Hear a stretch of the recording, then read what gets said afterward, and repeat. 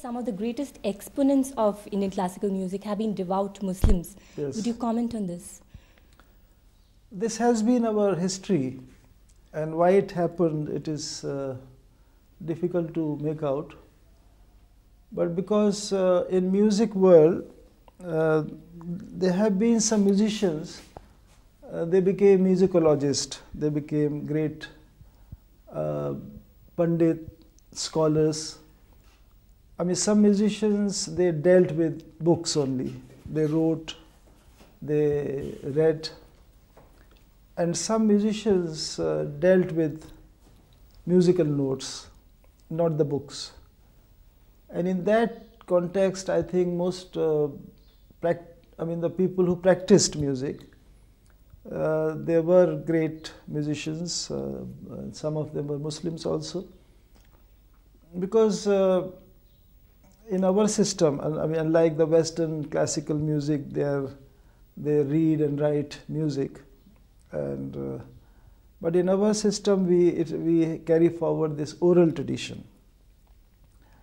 And there has been history, like the great Swami Haridas, whose samadhi and grave samadhi is in Vrindavan, and his disciple, great Mian Tansen, he was the court musician of Akbar in 16th or 15th century. And we believe that with the blessings of his guru, I mean, Tansen music was so appealing that sometime the lamps were lit up and sometime it rained. And so many things happened. Because this is the beauty of our tradition, that composite culture of India, that nobody ever thought about the religion of the disciple or the religion of the guru. We just respect. And I personally, I perform, I play, I teach only those who have respect for Indian classical music, no matter what religion they belong to. In my personal life, my wife is Subbalakshmi, she comes from Assam. But we never felt as if there are two different religions under one roof, because our aim is the same, the goal is the same. We teach to respect seniors, we must, and how to, you have to surrender yourself. There is a difference between institution and direct learning. We say Guru Shishya Parampara.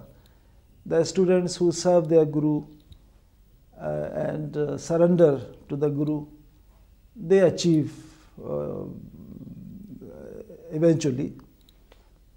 Otherwise, the institutionalized teaching has different system, and that is influenced totally Western concept. It is a Western concept. In our tradition, this Guru Shish Parampara is the most traditional. Right. Would you look upon Indian classical music as one of the most glorious examples of composite culture in India? Everybody has spoken so much about this subject, and so many learned people, great people have given their thoughts and their experience. But as a musician, I feel that India is the only country where we touch feet of our guru, our Ustad, our preceptor, mentor. And so that to show that we respect you and I surrender myself, I promise to serve you, and that is the gesture by touching feet. And fortunately, I don't know in other part of the country or other, but in our tradition, classical music, we still have this, touching feet of our gurus, and we accept students like our own children, and And we believe in God, we believe in blessings, we believe in good vibrations and bad vibrations. So all these things, and this particular art form, classical music, there is no shortcut in this. It's a very long journey. Knowingly, you give yourself to the art, knowingly the struggle in it, knowingly you are entering into a dark tunnel with the hope of light someday, sunshine or light. And 2 plus 2 can be 0, 2 plus 2 can be 100. So it has, I mean, this profession or this line of classical music is very much connected. It's with the religion, with the philosophy and etiquette, manners. So it's all interlinked. So we feel that a musician, classical musician, should be a very well behaved, very well mannered, and he must have a lot of tolerance, he must have a lot of patience, because otherwise you can't reach or achieve your goal of life. But you were talking about, a musician needing to be religious. Now, Yes. in this context, do you feel that Indian classical music can really be called secular music? Because although the musician is devout and he is religious, but his religion doesn't matter. He can be a Hindu, he can be a Muslim. At the same time, he can achieve the goal of being a great musician. So would you talk about that, being secular music? Music is a celebration of life. Music cannot lie. A true musician, whether he is Hindu, Muslim, or Christian, or Sikh, or any other religion, we are all dealing with the 12 notes. I mean, in spite of so much happening today, the achievement of technology, computer and jet age, and everybody is rushing, everybody feels they have no time. And so people are disturbed or stressed. They are going to gurus and so many clinics for their mental peace. But our kind of music, it gives tremendous peace. First of all, I mean, it's almost like meditation when we are practicing. And we are dealing with these 12 notes. What I was saying, that in spite of such high technical achievements, nobody could create the 13th note. For thousands of years, it remains 12 note. And system is different. Western classical music, they have different system. And our system, Indian classical music, the message of our music is freedom within the discipline. Because we improvise within the set rule of ascending and descending. So that is the concept of music and our country or the whole world.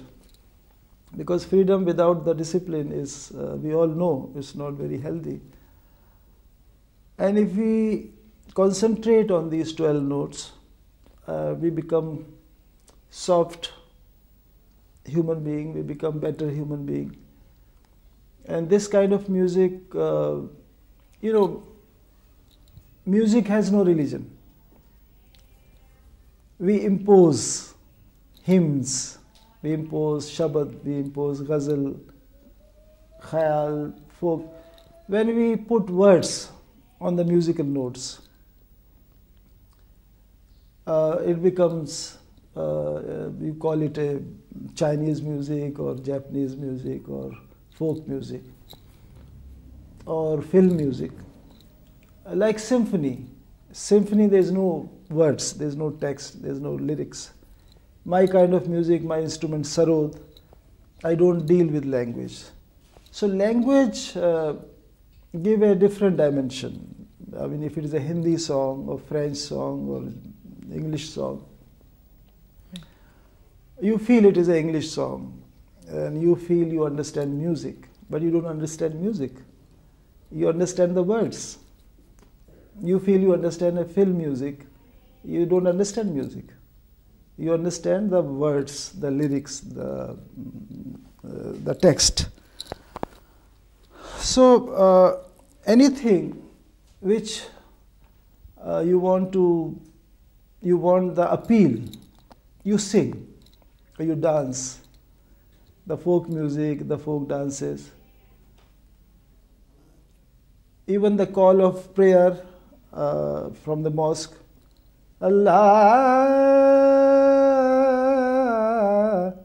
Allahu Akbar, Allah, Allahu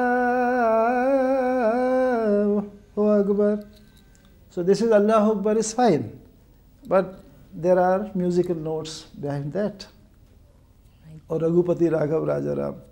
Da da da da da Rajaram Patita Pavan Sitaram Raghupati Raghav Rajaram Patita Pa. So this is this also has musical notes. Sa ni da ni re re ga ma re ga re sa ni da ni ga re sa da ra da da da da da la da da da ra ra da da da da da da da da da da da da da. So I don't deal with language, so I remember the tune, the notes. And this is a beautiful feeling that music of the whole world, music, people, or musicians of the whole world, we are like one community, we are like one family, because we are using the rhythm and the notes all the same. Right. Lastly, if in the Indian context with so much of communal tension all over, do you believe that this kind of secular Indian classical music sets some kind of an example where, it reflects that you have people of different religion at the same time coming together for a common goal? Every human being, they are not the same. I mean, sometimes a husband-wife of the same religion, their views are different. They can't, after some time, they realize they can't live together. So I always feel if two people, husband-wife or anybody, if two people can live together, I think that is the greatest ibadat, puja or prayer. You don't need to go especially for puja. So this adjustment of life, this is a puja also. This is a prayer also. It's a meditation. It's a challenge. And you sometimes fail. I mean, two people can't live together. So we are talking of the whole world, whole nation. And in one family there are people of so many different views. Some are liberal, some are secular, some are fanatics. So I don't very much respect fanatics. I personally, the bigotedness, fanaticism, I don't feel comfortable. If I realize somebody is fanatic or somebody is bigoted, I quietly, I'm quiet there, or I quietly go away from there, because I live in a different world. Because I feel, I mean, there are small things like a Hindu, when he writes a letter, most of the Hindus, they write Om on top of it. Number-wise, that Om is, it sounds like, it looks like 3, isn't it? Muslims, most of the Muslims, they write 786 when they are writing letters. Have you noticed that? And 786, if you total it, it becomes 3. That's also like Om. And the same Om, if you put it upside down, it becomes Allah. It looks like that same, the way Allah is written in Arabic. So there's some connection God has, He has created. And I always feel that these musical notes, they are great blessings of God to mankind, and to show us that we are all one. I mean, like so many other examples, air, water, we breathe or drink same things. And through musical notes, we are expressing our sentiments with the help of language. These same sa re ga ma pa dha ni, do re mi fa sol la ti do. It becomes, in the church they become hymns, in Gurdwara they becomes Shabad, they take shape of Qawwali, they take shape of Drupad, Khayal, Thumri, anything. But musicians feel of different countries, perhaps I don't understand their music. I understand everything. I feel at home with any kind of music. But that is my preference, which kind of music I like, that is different. Other thing I admire is the flowers. They are also great gift to mankind. So many different colors, so many beautiful fragrance. And through flowers we express our sentiments, whether a newborn baby or to God or to church or to anywhere. So no God has expressed that I will accept only rose or I'll only accept tuberose. So it is up to us. We express our feelings through flowers. We express our feelings through music. So it's a very precious gift of God. And most of the human beings, we immediately hear the need of the body. But we must find out what is the need of our soul. The soul is satisfied with music. Soul is satisfied with beautiful fragrance, beautiful colors, and so many other things.